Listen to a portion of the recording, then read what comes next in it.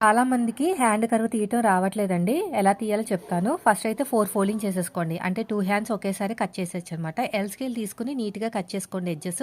తర్వాత ఒక పావించ్ ఎగస్ట్రా తీసుకోండి. ఎందుకంటే మనకి బార్డర్ వచ్చింది. తిప్పేసుకుంటే సరిపోతుంది. తర్వాత హ్యాండ్ హైట్ 6 ఇంచులు. అయితే ఇదొచ్చేసి మనకి 7:35 అయితే ఉందండి. ఆర్మ్ లూజు పైన షోల్డర్ కుట్టు దగ్గర నుంచి సైడ్ జాయింట్ ఫస్ట్ కుట్టు వరకు. 7 నెంబర్ తోటి ఆర్మ్ లూజ్ వస్తే చంక డౌన్ 3 ఇంచులు తీసుకోవాలన్నమాట. సరిపోతుంది. తర్వాత ఆర్మ్ లూజు 7.7కి మార్కింగ్ వేసుకొని హ్యాండ్ లూజు. తర్వాత ఆర్మ్ లూజ్ స్ట్రైట్‌గా ఇలా చూసుకొని సగానికి ఒక మార్కింగ్ వేసుకోండి. మంచిగా పర్ఫెక్ట్‌గా వస్తుందండి. స్ట్రెయిట్‌గా లైన్ వేసుకొని ఈ కార్నర్ దగ్గర నుంచి 1 ½ ఈ షోల్డర్ దగ్గర 1 ఇంచ్‌కి మార్కింగ్ వేసుకొని ఇలా కర్వ్ షేప్ అనేది తిప్పేసేయండి.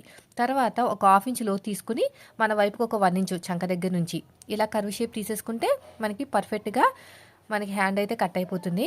ఒక ముడత కూడా రాదు. ఫ్రంట్ పార్ట్‌లో అస్సలు ముడతలు రావు. ఇలాగా 2 లేయర్స్‌ని సెపరేట్‌గా తీసేసుకొని ఇక లోతు కూడా కట్ చేసాను. చూసారా ఎంత బాగా వచ్చేసిందో ఐబ్రో షేప్.